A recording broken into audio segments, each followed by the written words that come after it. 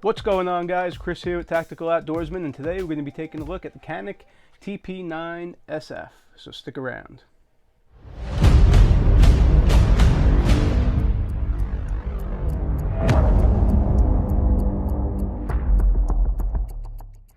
Alright, so let's take a look at what we got in the box here. Obviously, we've got your firearm. This guy comes with a holster, and this is the back of the holster that goes on your belt. You've got two magazines, one in the firearm and one in the case here. You've got a speed loader.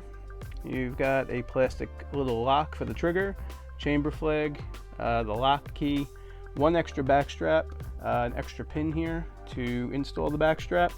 You got your cleaning rod and your user manual. So let's get into this guy and take a look at what we got. All right, first things first, make sure that the firearm is clear. So magazine is empty, mag well is clear, and there is nothing in the chamber. All right, so one of the claims to fame for this firearm is another ambidextrous firearm. So right off the bat, you can see that you've got your slide release on both sides of the firearm, and you've got your magazine release, which can be configured for a left-hander. By default comes set up for a righty. Now the Elite-S version, this S stands for the safety on the trigger here. So the TP9SF Elite-S is going to come with that trigger safety. I don't mind it. Doesn't affect me either way. This guy comes with a fiber optic front sight and a Warren stainless steel rear sight, and you've got a chamber indicator back here. On your slide, you've got your front and rear slide serrations. You've got your Picatinny rail right on the bottom here. You've got some serrations on the front of the finger guard, front of the trigger guard.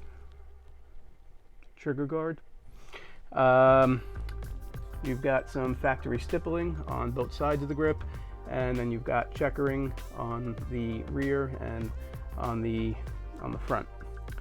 All right, so that's just a quick overview of the firearm. This guy is 4.2 inch barrel length and a 7.3 overall length, and the weight on it is a little bit over 28 ounces, which is a little bit heavier than my Glock, let's say, which is 23 ounces. So you're talking about a 5-ounce difference. Pretty significant, and I noticed it right away when I picked it up. Now, I took this guy out to the range. I did some first shots with it, and I put about 200 rounds through it, and I used factory ammo. I used some cheap, I think, Blazer brass ammo that I got off of Target Sport USA, and this guy functioned fine. I took it out a second time, and I used some reloads that I had loaded up. But they were 124 grain bullets with about 4.8 grains of unique.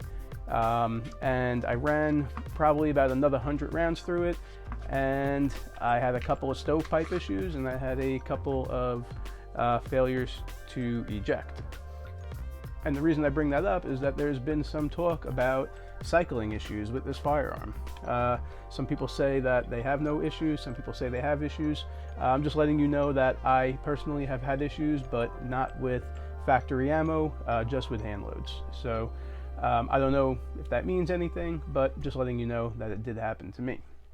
Now, a couple of people that I heard of were comparing the trigger in this to a Walther PPQ.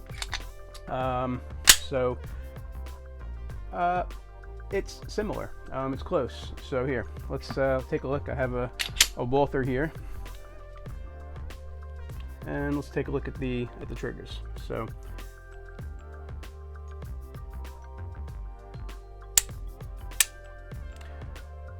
they're pretty similar. The Walther is a little bit lighter of a trigger pull than the Canik is, but it is a very crisp and very nice trigger pull. I like it a lot. I didn't measure what the weight was, but if I had to guess, I'd say it was probably somewhere around 4 pounds. And there's your Walther. Okay. Now, the size, this guy is going to be on par with something like a CZ. So let's just safety check these firearms. This guy is empty, empty, empty chamber. Okay, so you can see these two guys,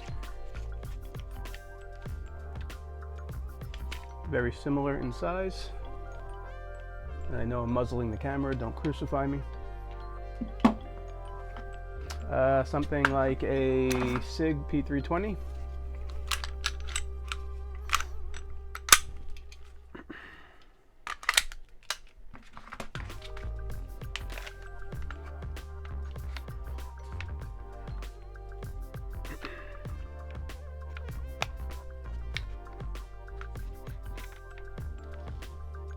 Okay.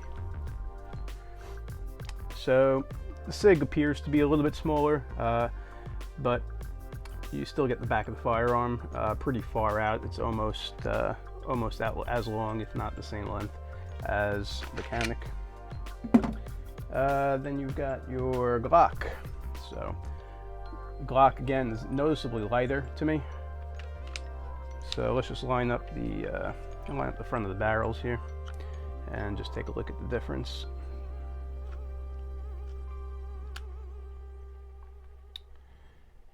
So the Glock is a little bit shorter.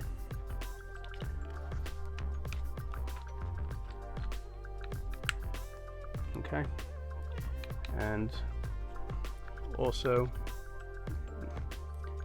probably about 1 finger length on the length of the grip there too. So and again, this is 5 ounces lighter than this guy. So this guy is about a little bit over 28 ounces. This guy is a little bit over 23. All right.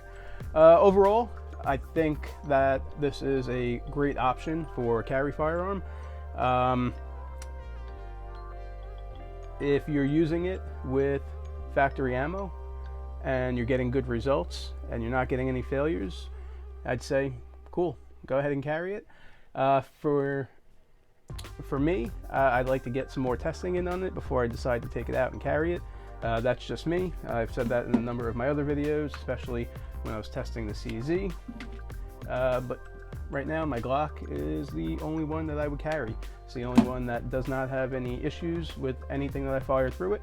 So that will be what I am carrying.